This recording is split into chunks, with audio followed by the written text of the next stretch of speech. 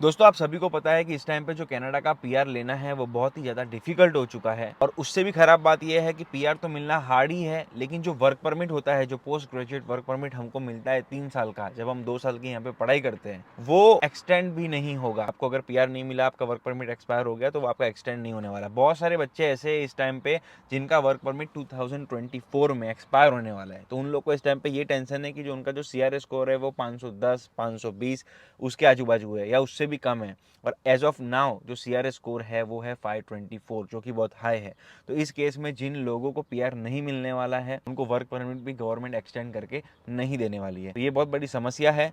और ऐसी ही एक प्रॉब्लम चल रही थी मैनीटोबा में। आज से 3-4 महीने पहले मैंने इंस्टाग्राम में रील डाली थी, जहाँ पे मैंने बताया था कि कुछ लोग वहाँ पे प्रोटेस्ट कर रहे हैं। कुछ नहीं, एक्चुअल में बहुत बच्चे थे, टू बी एग्जैक्ट 6700 लोग थे जिनका वर्क परमिट इस साल मैनीटोबा में एक्सपायर होने वाला है। और उन लोग की जो फाइल है वो ऑलरेडी पूल में लगी हुई है, लेकिन जो पीएनपी का भी जिस तरीके से एक्सप्रेस एंट्री का जो कट ऑफ है वो 524 है ओपन कैटेगरी में, इसी तरीके से मैनीटोबा में पीएनपी लेने के लिए भी कट ऑफ होता है, तो वो भी इस टाइम पे गवर्नमेंट ने बढ़ा दिया है। तो जो बच्चे बेचारे यहाँ से मूव होके गए थे अपनी पढ़ाई खत्म करके या फिर यहाँ पे अपना वर्क एक्सपीरियंस लेने के बाद वहाँ मूव हुए थे मैनीटोबा में, चलो वहाँ पे हमको इजीली पीआर मिल जाएगा, तो वहाँ जाने के बाद भी उनको यही प्रॉब्लम फेस करनी पड़ी कि वहाँ जाने के बाद भी जो स्कोर है, कट ऑफ है, वो बहुत ज़्यादा हाई था। तो बहुत बच्चे ऐसे थे जिनका वर्क परमिट इस साल के एंड तक ख़त्म होने वाला था। तो उन लोगों ने प्रोटेस्ट किया था, गवर्नमेंट को रिक्वेस्ट किया था कि प्लीज़ जो हमारा वर्क परमिट है उसको एक्सटेंड कीजिए, क्योंकि इस टाइम पे ना ही हमारा पीएनपी में कुछ हो रहा है, ना ही हमारा कुछ एक्सप्रेस एंट्री में पीआर में कुछ हो रहा है। हमारी जॉब है, हमारा सब कुछ सही तरीके से चल रहा है, लेकिन हमारा वर्क परमिट एक्सपायर अगर हो जाएगा तो फिर हम इस कंट्री में नहीं रह सकते, ना ही पीआर ले सकते। तो वो लोगों ने प्रोटेस्ट किया था और आज फाइनली एक गुड न्यूज़ आई है। मई 7 2024 को मार्क मिलर जी ने एक ऐसी अनाउंसमेंट की है जिसमें उन्होंने बताया है कि जो भी बच्चे थे जो एलिजिबल है, जिनका इस टाइम पे मैनीटोबा में पूल में फाइल लगा हुआ है, वो बच्चों का जिनका एक्सपायर होने वाला है वर्क परमिट 2024 में, उन सब बच्चों का जो भी एलिजिबल होंगे उनका जो गवर्नमेंट वर्क परमिट है, ओपन वर्क परमिट, वो एक्सटेंड कर देगी और 2 साल का उनको और एडिशनल वर्क परमिट मिलेगा। जिनका इस साल 2024 में मैनीटोबा के अंदर जो इस टाइम पे ऑलरेडी पूल में फाइल लगा के बैठे हैं, जो एलिजिबल है, उन लोगों को वर्क परमिट एक्सटेंशन गवर्नमेंट देने वाली है।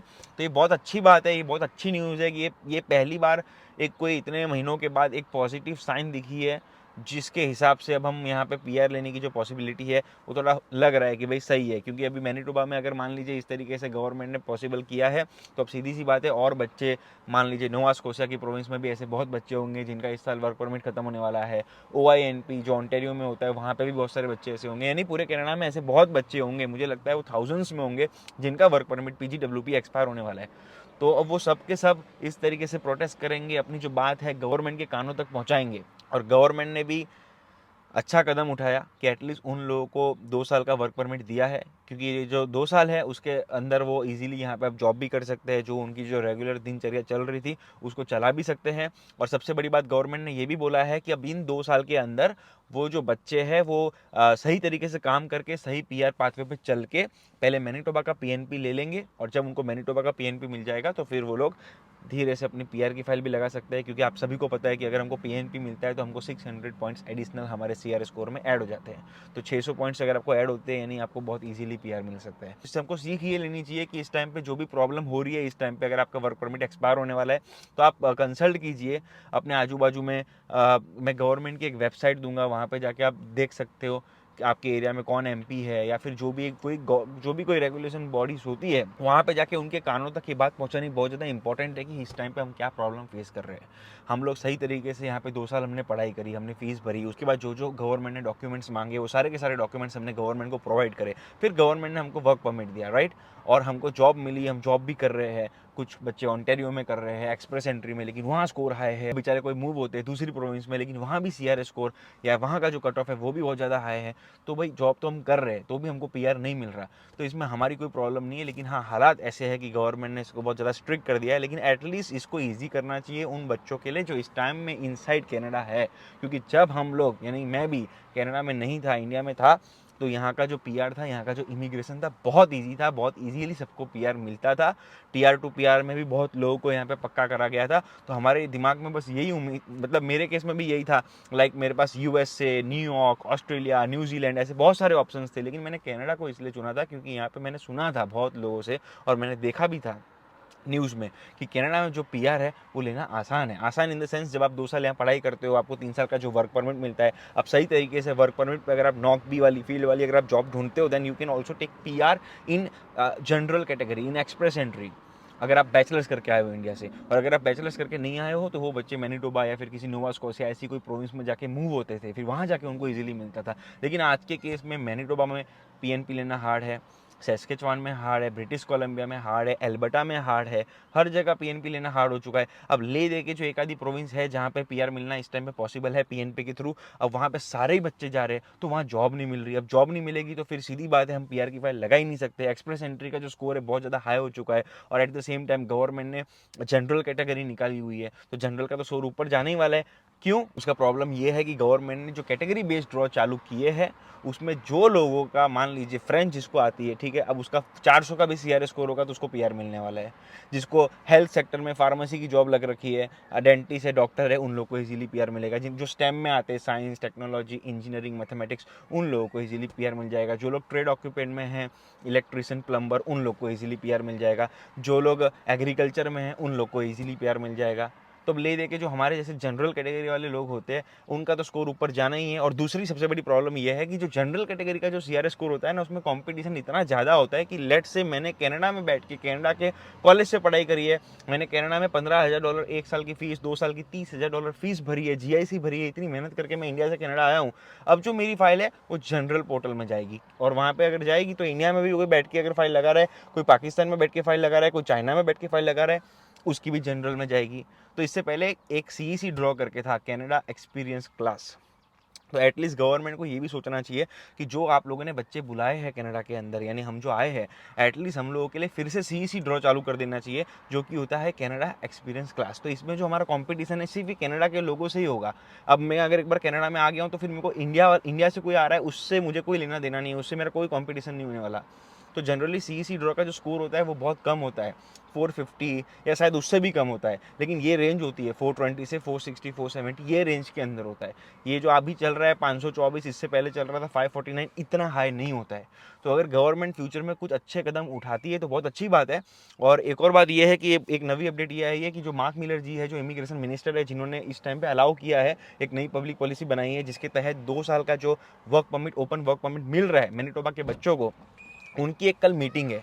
और वो मीटिंग में बहुत सारे इमिग्रेशन मिनिस्टर अलग अलग प्रोविंस के आने वाले हैं, क्यूबेक के, मैनिटोबा के, सैस्केचुआन के, एल्बर्टा के, नोवा स्कॉशिया के, ओंटारियो के, ये सब मिलके कुछ करने वाले हैं, कुछ सोचने वाले हैं कि ऐसी कौन सी पॉलिसी बनाई जाए जिससे हम कुछ कर सके भला उन लोगों का जो इस टाइम में कनाडा के अंदर है, जो बेचारे फीस वीस भर के मेहनत करके यहाँ पे जॉब वॉब लेकर बैठे हैं, लेकिन उनका स्कोर नहीं हो रहा है because of the global competition भी हो रहा है, प्लस जो आप लोगों ने जो नई स्ट्रीम बनाई है, ये जो कैटेगरी बेस्ड ड्रॉ, उसकी वजह से कुछ मतलब बात करने वाले मुझे इतना डिटेल में पता नहीं है, ना ही मैं कोई इमिग्रेशन मिनिस्टर हूँ, ना ही मैं कोई इमिग्रेशन का लॉयर हूँ, एजेंट हूँ, कंसल्टेंट हूँ।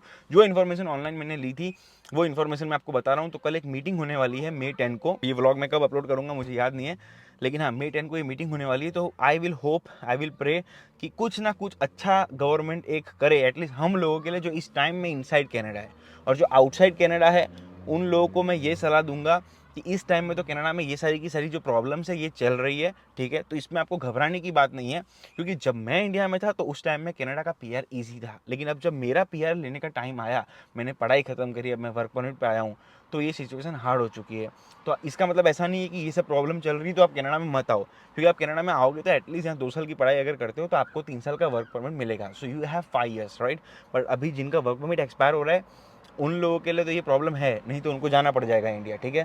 तो आप लोग को जरा भी डीमोटिवेट नहीं होना है, ठीक है, क्योंकि अगर आप यहाँ 2 साल पढ़ाई करते हो, 3 साल वर्क परमिट में सही तरीके से काम करते हो, तो मैं ऐसा नहीं बोल रहा हूँ कि आपको पीआर नहीं मिलेगा, लेकिन you will gain many new things, you will gain many new knowledge, आपको बहुत अच्छा खासा वास्ट एक्सपीरियंस मिलेगा। प्लस जो आपको सही तरीके से फाइनेंशियल मैनेजमेंट करोगे तो आपकी फीस भी निकल जाएगी, मेरी निकली है, ठीक है। तो बस घबराना नहीं है, टेंशन नहीं लेना, जो होना है वो होना है, एंड एट द एंडिंग, ठीक है, सब खत्म होने वाला है। यानी कि आप कितने भी महान हो जाओ, आप कितना भी पीआर ले लो, कौन से भी देश में जाके कितना भी करोड़पति बन जाओ, सब मरने वाले हैं लास्ट में। तो इसलिए ज़्यादा लोड नहीं लेने का, ज़्यादा टेंशन नहीं लेने की। मैं भी इस टाइम में कनाडा में हूँ तो मैं ट्राई तो यही करूँगा, भाई तू बीच में आ गया व्लॉग के, तो मैं ट्राई तो नहीं चलेगा, बैठ, तो मैं ट्राई तो यही करूँगा कि मुझे पीआर मिले, लेकिन लास्ट में जो अपना दिमाग है उसको ख़राब नहीं करना है, ठीक है। पीआर मिलता है then it's really very good, पर अगर नहीं मिलता है तो हमने तो हमारा प्रयास किया, हमने तो हमारे कर्म करे, ठीक है। अब फल हमको मिला कि नहीं मिला वो बात दूसरी है। तो ये खाली लास्ट की लाइन में इसलिए हमेशा डालता हूँ क्योंकि बहुत बच्चे, बहुत स्टूडेंट्स, बहुत मैच्योर लोग भी ये भाई मुझे मिल नहीं रहा, मुझे मिल नहीं रहा, उस चक्कर में जो अपनी मेंटल हेल्थ है उसको खराब करते हैं, ठीक है। मिल रहा है तो बहुत अच्छी बात है, नहीं मिल रहा है तो टेंशन नहीं लेनी, आप मर नहीं जाने वाले हो, आपके पास और भी बहुत सारे ऑप्शंस है, ठीक है। मेरे पास भी है, मैं भी इस टाइम में पीआर नहीं हुआ हूँ, लेकिन लग रहा है मेरी शक्ल से कि मैं बिल्कुल टेंशन ले रहा हूँ। बिल्कुल टेंशन नहीं ले रहा हूँ, चिल रहने का, ठीक है। काम करो, जो भी नेसेसरी एक्शन लेना है लो, ठीक है। दिन में 2 घंटे कर दो कि दिन में 2-3 घंटे टेंशन लूंगा, दिन में 2-3 घंटे स्ट्रेस लूंगा, दिन में 2-3 घंटे रो लूंगा, लेकिन बस उसके बाद नहीं। बाकी जो दिन का 21 घंटा या फिर 22 घंटा है मेरा, उसको मैं सही तरीके से यूटिलाइज करूंगा, सोने में, जिम जाने में, योगा करने में, मेडिटेशन करने में, जॉब करने में, पढ़ाई करने में, असाइनमेंट करने में, ठीक है। तो एक टाइम बना देने का कि 2 घंटे यहाँ लेनी है टेंशन फ्यूचर की, 2 घंटे से ज़्यादा नहीं लेनी। पूरे दिन बैठे रहोगे कि 24 घंटे हो गए टेंशन ही लिए जा रहे हो, तो फिर दूसरी कोई प्रॉब्लम आ जाएगी, हार्ट की बीमारी आ जाएगी, ठीक है।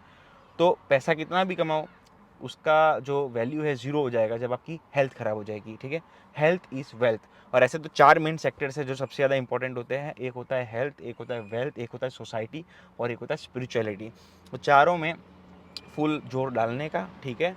बाकी टेंशन लेने की ज़रूरत नहीं है। और कोई भी मोटिवेशनल कम पड़ता है लाइफ में तो मुझे आप इंस्टाग्राम में यहाँ पे जाके फॉलो भी कर सकते हो। इंस्टाग्राम में बहुत ज़्यादा मोटिवेशन देने की मैं कोशिश करता हूँ, ये 10 मिनट के व्लॉग में नहीं दिया जाता, और ये सब अभी नया नया चालू कर रहा हूँ, ठीक है। बाकी अगर आपको किसी भी तरीके का क्वेश्चन है तो प्लीज़ कॉमेंट डाउन कर दीजिए, फटाफट उस पर आंसर दूंगा। नहीं तो अगर व्लॉग बना सकता हूँ तो पक्का उस पर व्लॉग बनाऊंगा।